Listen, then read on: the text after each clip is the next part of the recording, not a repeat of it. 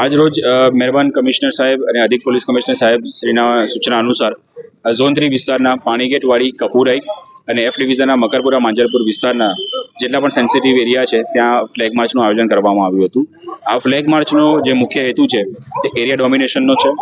સમાજમાં શાંતિ અને police station વિસ્તારમાં લો એન્ડ ઓર્ડરની કોઈ પરિસ્થિતિ ન ઊભી થાય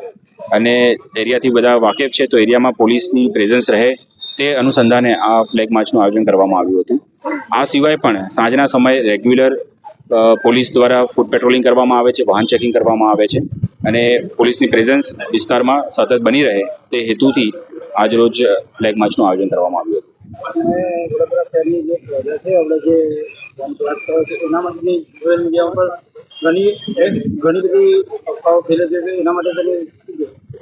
કોઈપણ પ્રકારની અફવાઓ કે ફેક ન્યૂઝ જો આપણા ધ્યાને આવે છે તો એનું વેરિફિકેશન ખરાઈ કર્યા સિવાય આગળ ફેલાવીને કોઈ એનું